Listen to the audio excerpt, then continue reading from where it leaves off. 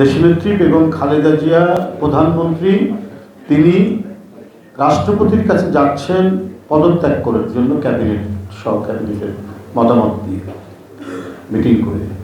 চার দলীয় জোটের অন্তর্ভুক্ত যারা মন্ত্রী সবাইকে নিয়েই তো প্রধানমন্ত্রী বেগম খালেদা জিয়া। এবং এটা এমন দেশ, তত্ত্বাবধায়ক সরকার গঠিত হবে, গঠনের প্রায় এক সপ্তাহ আগে থেকে প্রশাসন আর কাজ করে না, সরকারের কথায় আর কাজ করে না। তখন আমরা নিজের চোখেই এটা দেখেছি অনেক ঘটনা। একজন ক্যাবিনেট মন্ত্রী নির্দেশ দিচ্ছে কিন্তু এটা ইমপ্লিমেন্ট হচ্ছে, বিশেষ করে আইন শৃঙ্খলা বাহিনীর পরিস্থিতি এরকম। তারা মনে করছে সামনে কারা ক্ষমতায় আসবে, আমার চাকরি থাকবে কি থাকবে না, এই আশঙ্কায় আইন শৃঙ্খলা প্রয়োগ করার জন্য তাদের যে অথরিটি, কর্তৃত্ব, সেই কর্তৃত্ব তারা প্রয়োগ করতে চায় না। আর ওই দিন হচ্ছে শেষ দিন সরকারের, আরো তো খারাপ অবস্থা। এদিকে 14 দল, আওয়ামী লীগের নেতৃত্বে 14 দলীয় তাদের যে তাণ্ডব, রক্তাক্ত তাণ্ডব সর্বত্রই। এবং আপনাদের হয়তো মনে আছে, মনে করিয়ে দিই, বিশেষ করে যারা সিনিয়র নেতৃবৃন্দ, ছাত্র দলের তখন সভাপতির নাম লালটু, শাহাবুদ্দিন লালটু। ও তার দেশের বাড়ি থেকে ঢাকায় আসছে, রাস্তার মধ্যে পেয়ে গেছে 14 দলীয় তাদের কর্মীরা। এমন বেদন প্রহার করেছে। আমাদের সময় আমরা যখন ছাত্র রাজনীতি করি, ধরুন সেই 80-র দশকে, আমরা যারা কেন্দ্রীয় ছাত্র নেতৃত্বে ছিলাম, সভাপতি, সেক্রেটারি, এরকম অবস্থায়, বা ইউনিভার্সিটির ভিপি হিসেবে নেতৃত্ব যখন আমরা দেই, সংগঠন মারামারি হয়, কিন্তু আমাদের লেভেলে গায়ে হাত দিল। কিন্তু এটা শেখ হাসিনা এবং তার ছাত্রলীগ চালু করেছে, মারো ওদেরকে, সে যেই হোক না কেন। লালটু ছাত্র দলের প্রেসিডেন্ট, তাকে এমন ভয়াবহভাবে তাকে আঘাত করেছে, মাথার মধ্যে ইট দিয়ে থেতলেছে, দিয়ে পুকুরে ফেলে দিয়েছে। তারপর যাই হোক, কোনো রকমে ওখান থেকে কোনো একজন সহৃদয় ব্যক্তি তুলে নিয়ে একটি হাসপাতালে কোনো রকম একটা প্রাইমারি ট্রিটমেন্ট দিয়ে সে ঢাকায় এসে পৌঁছায় এবং প্রায় 1.5-2 মাস হাসপাতালে থাকে। এই ঘটনা আমরা তখন শুনছি। আমাদের তখন মিটিং হচ্ছে পল্টন অফিসের সামনে। কি হবে, কি ঘটনা আমরা কিছু বুঝতে পারছি না। এমন সময় পদত্যাগ পত্র দিয়ে প্রধানমন্ত্রী আসলেন আমাদের এখানে। এবং এরই মধ্যে তখন 3টা, 3:30 হবে, জামাতে ইসলামের মিটিং শুরু হয়ে গেছে বাইতুল মোকাররমের উত্তর গেটে। আমরা ঘটনা শুনছি, টিয়ার গ্যাসের শব্দ শুনছি, বোমাবাজির শব্দ শুনছি। এমন একটা অবস্থা, মানে কে কাকে ওই সময় এগিয়ে যাবে সেই প্রস্তুতিও করবে না এরকম। আর তাদের এই চলমান আন্দোলনের মধ্যে দেশে মানে হরতালের পর হরতাল, 2 দিন হরতাল, 3 দিন হরতাল, একটা বিচ্ছিন্ন চারিদিকে। এর মধ্যে ম্যাডাম এসে আসেন, আস্তে আস্তে লোকজন জমায়েত হতে শুরু করলো, মিটিং শুরু হলো। জামাতের অফিসিয়াল ওয়েব পেজ আমি পড়ছিলাম, দেখলাম যে ঠিক যখন তাণ্ডব শেষ পর্যায়ে, তারপরে ওনাকে খবর দেওয়া হলো, জামাতের নেতৃবৃন্দের কাছ থেকে খবর দেওয়া হলো যে এইরকম রক্তাক্ত ঘটনা ঘটেছে, পাশবিক নির্মমতায় হত্যা করে সে লাশের উপর নৃত্য করছে 14 দলীয় জেটের নেতারা। সব শুনে তিনি সাথে সাথে যখন দেখছে যে পুলিশ কোনো কথা শুনছে না, র্যাব কোনো কথা শুনছে না, তখন উনি বিডিআরকে বললেন এবং বিডিআর তখন মুভ করে, বিডিআর একটা দায়িত্ব পালন করে। তখন ঘটনা, রক্তাক্ত ঘটনা অনেক ঘটে গেছে আর কি। এটা জামাতের মানে অফিসিয়াল ওয়েব পেজে আমি টোটাল ঘটনার যে বিবরণ আছে সেটা আমরা দেখেছি। তো সুতরাং বিষয়টা হচ্ছে ওই দিনটি এমন একটি দিন, যে দিনটি কে কাকে কোথায় কিভাবে গিয়ে আসবে কোনো নামে মাত্র সরকার কয়েক ঘন্টার মধ্যে পদত্যাগ করছে, প্রশাসন কেউ কোনো কথা শুনছে না। এই সুযোগটা নিয়েছে শেখ হাসিনা। শেখ হাসিনার প্রথম ফ্যাসিবাদের বহিঃপ্রকাশ হচ্ছে 28শে অক্টোবরের ঘটনা। এই মর্মান্তিকতা, এই নিষ্ঠুরতা গোটা বিশ্ব বিবেককে নাড়া দিয়েছে। নিঃসন্দেহে সারা বাংলাদেশের মানুষ একেবারে বিস্মিত হয়েছে, বেদনায় হতবাক হয়েছে। এভাবে মানুষ মানুষকে মারতে পারে? হ্যাঁ, ভিতরের মধ্যে অনেক সময় সংঘাত হয়, নানা ঘটনায় হয়তো মানে বেকায়দায় লেগে গেলে পরে দুর্ঘটনা, বড় দুর্ঘটনা হতে পারে, এটা হয়েছে অতীতে। কিন্তু ঠান্ডা মাথায় আঘাত করার পর মাটিতে শুয়ে পড়েছে, তারপর তার উপর চলছে আপনার নারকীয় নৃত্যের উল্লাস। এ কি ভয়াবহতা! সারা বিশ্ব প্রতিবাদ করেছে, বাংলাদেশে সমগ্র মানুষ। জাতিসংঘের মহাসচিব, আপনাদের মনে আছে কিনা, জাতিসংঘের মহাসচিব কিন্তু এটা করেছে, প্রতিবাদ করেছে এই ঘটনায়। এই তো গেল একটি মানে মর্মান্তিক ঘটনা। তারপরে তো ওরাই ক্ষমতা, নানা আপনারা সবাই জানেন আন্তর্জাতিক মাস্টার প্ল্যান তো আগে থেকেই চলছে, এটা নতুন বিষয় না। আপনার 2005 সালে আমেরিকার অ্যাম্বাসেডার বলছে সবকিছু ঠিকঠাক করুন, না হলে তৃতীয় পক্ষ আসবে। তো উনি কি করে জানলেন তৃতীয় পক্ষ আসবে? কেন তার মনের মধ্যে এই জিনিসটা? কেন জঙ্গিবাদের হঠাৎ করে উত্থান শুরু হলো এবং সেটা ক্রমাগতভাবে 4 দলীয় জোটের সরকারের উপর ব্লেম দেওয়া হচ্ছে?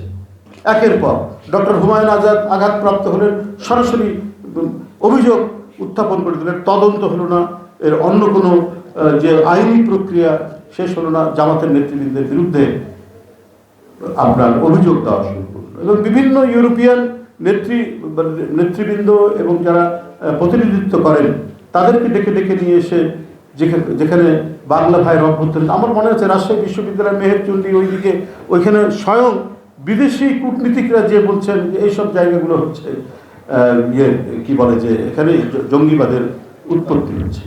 এই যে আন্তর্জাতিক প্রচার এবং এই প্রচারকে উদ্বুদ্ধ করেছে এখানে এই গোষ্ঠী, যে গোষ্ঠীটা ফ্যাসিবাদ 16 বছর চালাবে বলে তারা আগে থেকেই প্রস্তুতি নিয়েছে, এবং এটা ছিল জাতীয় এবং আন্তর্জাতিক একটা সিন্ডিকেশন। এই সিন্ডিকেশনটা অনেক যে কোনো একটা বয়ান তৈরি করে, যেমন হিটলার করেছেন রাষ্ট্রই হচ্ছে আরাধ্য, রাষ্ট্রের পূজা করবে এবং এই রাষ্ট্রের যারা নাগরিক তারা হচ্ছে বিশ্বের শ্রেষ্ঠ, এরা আর্য রক্তের উপর আর কেউ হতে পারে। এই যে বয়ান, এই বয়ানটা প্রতিষ্ঠা করতে গিয়ে যে নাৎসিবাদ তিনি তৈরি করলেন, সেই নাৎসিবাদে কত জীবন গেল। গ্যাস চেম্বার, আমরা তো আয়নাঘরের কথা শুনলাম, কোনো পার্থক্য নেই আয়নাঘর আর মানে হিটলারের গ্যাস চেম্বার। পোল্যান্ডে যে গ্যাস চেম্বার করেছে, এক বাথরুমের মধ্যে 50 জনকে ঢুকিয়ে রেখেছে। মানে মৃত্যু যদি হয় আপনার ফায়ারিং স্কোয়াডে গুলি করে সবাইকে মেরে ফেললো বা ফাঁসি দিয়ে দিল, কিন্তু মৃত্যুটাকেও যেন আরো মর্মান্তিক করা যায় সেই ব্যবস্থা নাৎসিরা করেছেন। আমরা যদি মানে নাৎসিবাদের উপর, ফ্যাসিবাদের উপর বইগুলো পড়ি, তার যে ভয়াবহ যে রূপ, সেই রূপটা তো আমরা দেখেছি, আমরা শুনেছি, আমরা পড়েছি। ওগুলোর থেকে কোনো অংশে কম নয়, বরং কোনো অংশ বা শেখ হাসিনার ফ্যাসিবাদের কিছু কিছু দৃষ্টান্ত সেগুলোকেও ছাড়িয়ে যায়। যেমন একজন আইন প্রয়োগকারী সংস্থার খুব বড় ধরনের অফিসার, তার কথা যেমন শুনলাম, উনি মাথায় গুলি করার পর রক্ত না দেখলে পরে নাকি তিনি ঘুমাতেন না। এই তো শেখ হাসিনার ফ্যাসিবাদের একটি দৃষ্টান্ত। এরকম কত আছে। যেটা বলেছি যে 4 দলীয় জোটের ক্ষমতায় আছে, 28 অক্টোবর পুলিশ কথা শুনল না, কারণ 4 দলীয় জোট তো হাসিনার মতো ফ্যাসিবাদ তৈরি করেনি।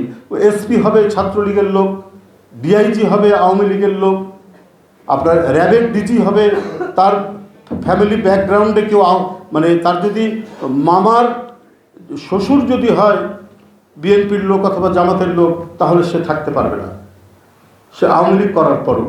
এইভাবে তিনি প্রশাসন সাজিয়েছেন, এইভাবে নাৎসিবাদের যে সংগঠন তৈরি করা হয় এইভাবেই করেছিল হিটলার আর মুসলিনরা, ঠিক একই কায়দায় তিনি করেছেন। এবং হাসিনা যেদিন ছেড়ে দিবেন, অন্যান্য যারা মানে আইন শৃঙ্খলা বাহিনী এবং নিরাপত্তা বাহিনীর লোক আছেন তাদেরকে উদ্দেশ্য করে তিনি বলছেন, আমার পুলিশ তো তারা তো প্রস্তুত আছে, আপনারা কেন দায়িত্ব নিচ্ছেন না এই আন্দোলন দমাতে? অর্থাৎ যে শিশু বাচ্চারা, যে তরুণরা, কিশোররা রাস্তায় নেমেছে, তাদেরকে অবলীলায় গুলি করে পৃথিবী থেকে সরিয়ে দিতে হবে। শেখ হাসিনার এই যে মনোভাব, এই মনোভাবের সাথে আপনার আইন প্রয়োগকারী সংস্থার অনেকেই এর সাথে যুক্ত থেকেছেন। তারা চেয়েছেন যে আরো রক্তপাত হোক। পুলিশের আইজি আজকে রাজসাক্ষী হয়েছেন বটে,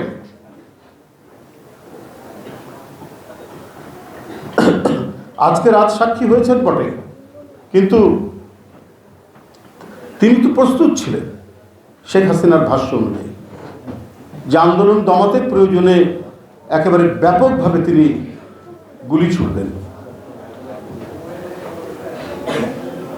তাই বন্ধুরা, আমি আজকের যে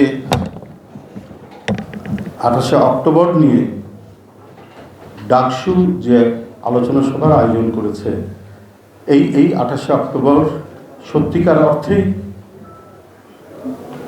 ফ্যাসিবাদ যে তৈরি হবে তার প্রথম আলামত হিসাবেই আমরা সেইটা দেখছি।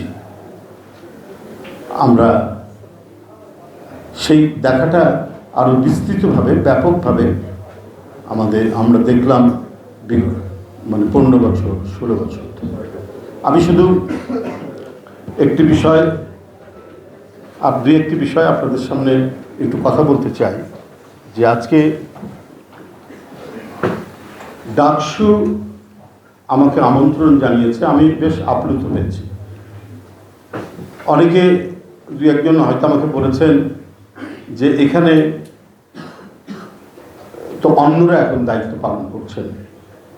আমি বললাম যে করুক, কিন্তু ডাকসু একটা মর্যাদাশালী প্রতিষ্ঠান, এখানে যেই থাকুক না কেন তারা যখন আমাকে বলেছেন, আমি সেখানে গিয়ে আমার যে চিন্তা, আমার যে ভাবনা, তার যতটুকু সম্ভব আমি সেটা তুলে ধরার চেষ্টা করব। আমি সেটা এসেছি এবং যে ছাত্র তরুণ বন্ধুরা ডাকসুর নেতৃত্ব দিচ্ছেন, আমি শুধু বলবো, আমার কাছেও অবাক লেগেছে। আপনার অক্সফোর্ড ইউনিয়নে যারা নির্বাচিত হন তারা কিন্তু সমাজ এবং রাষ্ট্রের রাজনীতির যে কোনো ব্যক্তিকে তারা নিয়ে এসে বক্তব্য রাখান তারা সেই জায়গায়। অনেকেই গিয়ে বক্তৃতা করেছেন। কিছুদিন আগে ভারতের বুদ্ধিজীবী এবং রাজনীতিবিদ শশী থারুরকে নিয়ে যে বক্তৃতা করেছিলেন সেখানে, এবং শশী থারুর সেই অক্সফোর্ড ইউনিয়নের বক্তৃতায় ব্রিটিশ 200 বছর কি অন্যায়গুলো করেছে খুব সুন্দরভাবে সেখানে বর্ণনা দিয়েছে। এটাই হচ্ছে ডেমোক্রেটিক নর্মস। আজকে যে গণতন্ত্রের জন্য লড়াই, যেখানে মুগ্ধ পানি লাগবে পানি, যেখানে আবু সাইদ তার শার্টের বোতাম খুলে দাঁড়িয়ে গিয়ে তপ্ত বুলেট বরণ করলো, যেখানে ওয়াসিম আকরাম সে তার জীবন উৎসর্গ করলো, যেখানে আহনাব এবং সবাই, সেটা তো হচ্ছে একটা পরিবেশ নিশ্চিত করা, গণতান্ত্রিক পরিবেশ। বিশ্ববিদ্যালয় বাংলাদেশের সর্বোচ্চ আলমা ম্যাটার, এইখানে নির্ভয় মানুষ যাবে। আওয়ামী লীগের আমলে আমরা মানে ইউনিভার্সিটির ভিতর দিয়ে গেলে পরেও প্রিন্টেড গ্লাসটা তুলে ধরতাম যে কোনো ছাত্রলীগ দেখে ফেললো কিনা, কারণ আমি পার্টির পক্ষ থেকে প্রেস ব্রিফিং করি, কথাবার্তা বলি, আমাকে অ্যাটাক করে কিনা, একটা ভয়, একটা আতঙ্ক, একটা শঙ্কা, এটা নিয়ে আমাকে ক্যাম্পাসের মধ্যে দিয়ে বা আমাদের মতো অনেক লোককে যেতে হতো, যখন কোনো উপায় থাকতো না, ক্যাম্পাসের ভিতর দিয়ে যেতেই হবে। তো সেই সময় আমাদের এই ভয় ভীতিগুলো কাজ করেছে। 5ই আগস্টের পর থেকে কিন্তু আর করেনি। ডাকসু যারা এসেছেন, আমি তাদের কাছে আশা করব এবং আমি মনে করি সেই নিঃশঙ্ক বিশ্ববিদ্যালয় তারা গড়ে তুলবে। হতে পারে তার রাজনৈতিক মতামত যাই থাকুক না কেন, সে যে চিন্তারই লোক হোক না কেন, এই যে সামগ্রিক একটি অর্জন, কমপক্ষে একটা ন্যূনতম একটা জায়গায় তো আমরা একসাথে দাঁড়িয়েছিলাম। গণতন্ত্র ফেরত চায়, যেটা শেখ হাসিনা তালাবন্ধ করে দিয়েছিলেন, সেই অর্গল ভেঙে গণতন্ত্রের কিছুটা মুক্ত বাতাস আমরা পাচ্ছি। হ্যাঁ, ওপেন ডিসকাশন হবে। আমি আপনার বিরুদ্ধে বলবো, আপনি আমার বিরুদ্ধে বলবেন, তারপর আমরা চা খাবো একই টেবিলে। এটাই তো হচ্ছে ডেমোক্রেসির বিউটি। এবং সেটা শুরু হবে ক্যাম্পাস থেকে, বিশ্ববিদ্যালয় থেকে, কারণ সমাজের আলোকিত অংশ তো হচ্ছে ছাত্ররা। এটা আমরা সবসময় শুনে এসেছি। তারা সেই পথ দেখাবেন, তারা সেই পতাকাটা তারা ধারণ করবেন। 50-এর দশকে সেখানকার সামরিক ডিক্টেটরকে সরাতেই পারে না।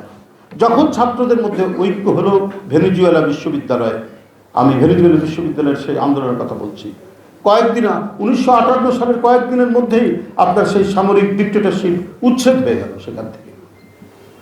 পৃথিবীর বিভিন্ন জায়গায় সেই দৃষ্টান্ত আছে। সোভিয়েত রাশিয়ার জারতন্ত্র চলছে, চলে, রাজতন্ত্র, ভয়ঙ্কর রাজতন্ত্র। সেখানে মস্কো বিশ্ববিদ্যালয়ের ছেলেরা ইউনিভার্সিটি স্বায়ত্ত শাসনের জন্য একসাথে আন্দোলন করতে গিয়ে তারা স্বায়ত্ত শাসন পেল এবং ক্রমান্বয়ে তারা একটা পার্লামেন্ট ডুমার জন্য তারা কাজ করলো এবং 1905 সালের মধ্যে তারা একটা পার্লামেন্ট পেল, পার্লামেন্ট নির্বাচন হলো, ডুমা হলো। যাই হোক, তারপরে তো বিপ্লব অন্যান্য ঘটনা ঘটেছে। আমার কথা হচ্ছে যে এই যে গণতান্ত্রিক পরিবেশ এবং বৃহত্তর কিছু অর্জনের মূল সূতিকাগার হচ্ছে ইউনিভার্সিটির ক্যাম্পাস, তারাই সেটা করতে পারে, তাদেরই হচ্ছে মানে মূল দায়িত্ব সেটা। সেটা যেমন 52-তে যেমন করেছে, 71-এ যেমন করেছে, 90-এ যেমন হয়েছে, এবারও ঠিক সেই দায়িত্বটাই পালন করেছে। ছাত্রদেরকেই এগোতে হয়েছে। যখন ইউনাইটেডলি তারা নেমেছে, আমরা তখন জেলে, আমি তারপরে মঞ্জু ভাই, আমাকে 19 আগস্ট নিয়ে গেল। এর মধ্যে এই আন্দোলনের সপক্ষে আমরা তো ও পাশের ছেলে ছিলেন না? আচ্ছা, তো আমার পাশের ছেলে ছিল। তো যেদিন আমি দেখছি যে আচ্ছা এখন এক দফা বলে না কেন, গভর্নমেন্ট এদেরকে ডাকছে, ইয়ে করছে, আবার শুনছি যে বৈষম্য বিরোধীদের গিয়ে তুলে নেবে। আমরা শুধু ভিতর থেকে মনে করছি যে এখন একটা এক দফার ডাক দিলে পরে এটা সাকসেসফুল হয়ে যাবে। হঠাৎ দেখি এটা 30 বা 1 তারিখের দিকে দেখলাম যে এক দফার ডাক চলে এসছে। আমরা খুবই আশান্বিত হলাম, এইবার আর শেখ হাসিনা টিকতে পারবে না। আর ভেতরে পুলিশরা দেখলাম যে আমাদেরকে একটু চা খাওয়াচ্ছে, সকালে উঠে জিজ্ঞেস করে যে আপনাদের নাস্তা লাগবে কিনা।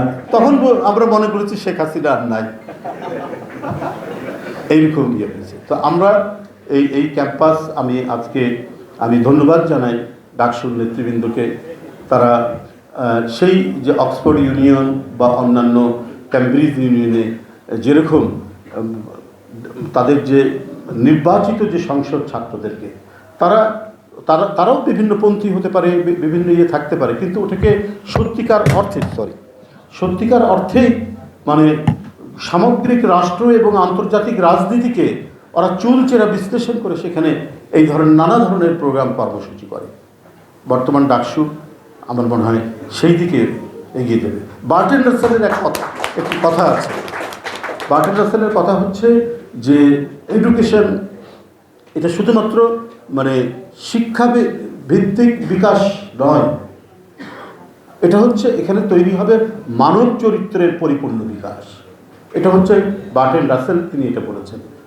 বিশ্ববিদ্যালয়ের ক্যাম্পাস, শিক্ষা, জ্ঞান চর্চা এটা মূল বিষয়, কিন্তু এর মধ্যে দিয়ে যে জিনিসটি হবে সেটা হচ্ছে মানব চরিত্রের সংশোধন, মানব চরিত্রের বিকাশ। তিনি আরেক জায়গায়ও বলেছেন যে education should cultivate rational and independent thinking skill.